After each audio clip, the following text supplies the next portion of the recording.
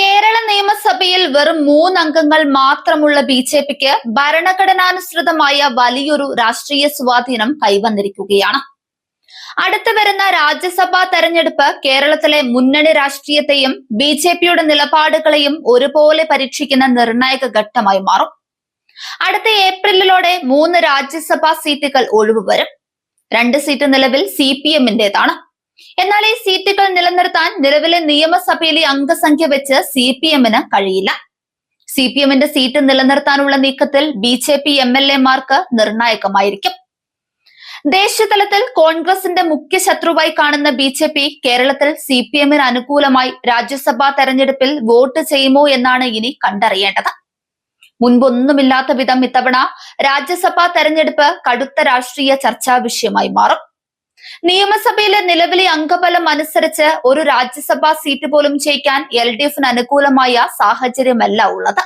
നിലവിൽ CPM-ന്റെ സീറ്റ് ഇനി ആർക്ക് ലഭിക്കുമെന്ന് നിർണയിക്കുക ബി.ജെ.പിയുടെ 3 വോട്ടുകളായിരിക്കും.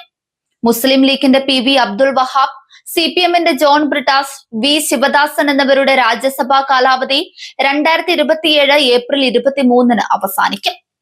102 MLA-മാരുള്ള UDF-ന് 2 സീറ്റുകൾ എളുപ്പത്തിൽ വിജയിക്കാനാവും.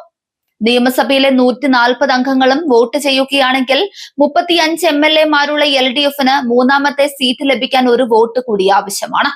ഇവിടെയാണ് ബി.ജെ.പിയുടെ 3 MLA-മാർ നിർണായകമാകുന്നത്.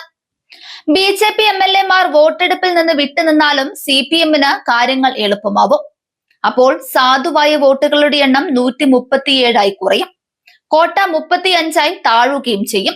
ഇത് 3ാമത്തെ സീറ്റിൽ വിജയിക്കാൻ LDF-നെ സഹായിക്കും. എന്നാൽ ഇത് CPM ബി.ജെ.പി അന്തർധാര എന്ന പ്രചാരണം ശക്തമാക്കും. കനത്ത തിരിച്ചടിയാവും അടുത്ത തെരഞ്ഞെടുപ്പുകളിൽ നേരിടുക. ബി.ജെ.പിക്ക് സ്വന്തം സ്ഥാനാർത്ഥിയെ നിർത്തണമെങ്കിൽ 10 MLA-മാരുടെ പിന്തുണ വേണമെന്നതിനാൽ അത് നടക്കില്ല. അങ്ങനെയെങ്കിൽ അവർക്ക് വോട്ടെടുപ്പിൽ നിന്ന് വിട്ടുനിൽക്കുകയോ അസാധു വോട്ട് ചെയ്യുകയാണ് ഏക പോംവഴി. അതോടെ CPM-ന് ഒരു രാജ്യസഭാ സീറ്റ് പോലും കിട്ടാത്ത സ്ഥിതിയാവും.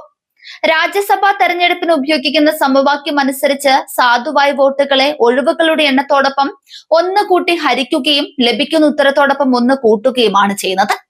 140 MLA-മാർ വോട്ട് ചെയ്യുമ്പോൾ കോട്ട 36 ആയിരിക്കും. അതിനാൽ ബി.ജെ.പിയുടെ 3 വോട്ടുകൾ അതിനിർണായകമാണ്. ഒരു സീറ്റ് വിജയിക്കാനുള്ള അംഗബലം ഇല്ലെങ്കിലും വോട്ടെടുപ്പിൽ പങ്കെടുക്കണോ അതോ വിട്ടുനിൽക്കണോ എന്ന ബി.ജെ.പിയുടെ തീരുമാനം ഫലത്തെ നേരിട്ട് സ്വാധീനിക്കും. 140 MLA-മാരും വോട്ട് ചെയ്യുകയാണെങ്കിൽ LDF-ന് ആവശ്യമായ അധിക വോട്ട് ക്രോസ് വോട്ടിംഗിലൂടെ ലഭിക്കേണ്ടി വരും. അതിനാൽ ബി.ജെ.പി നിയമസഭാംഗങ്ങളുടെ നിലപാട് ഇവിടെ വളരെ നിർണായകമാണ്. എന്നാൽ CPM-നെ സംബന്ധിച്ച് ബി.ജെ.പി വിട്ടുനിൽക്കുന്നത് സ്വന്തം നിലയിൽ രാഷ്ട്രീയ റിസ്ക് ഉണ്ടാക്കും. ബി.ജെ.പി വിട്ടുനിൽക്കുന്നത് കൊണ്ട് LDF സീറ്റ് ജയിച്ചാൽ അത് CPM-ഉം ബി.ജെ.പിയും തമ്മിലുള്ള ധാരണയാണെന്ന് ആരോപിക്കാൻ UDF ഇത് ഉപയോഗിച്ചേക്കാം. ഏത് ഘട്ടത്തിലും ബി.ജെ.പിയുടെ സഹായം തേടില്ലെന്ന നിലപാടാണ് CPM സ്വീകരിച്ചിരിക്കുന്നത്. എന്നാൽ ജോൺ ബ്രിട്ടാസിന്റെ രാജ്യസഭാ സീറ്റ് ഉറപ്പാക്കാൻ CPM ബി.ജെ.പിയുമായി വിട്ടുവീഴ്ചയ്ക്ക് തയ്യാറാവാനും സാധ്യതയേറെയാണെന്ന് കരുതുന്നവരുമുണ്ട്.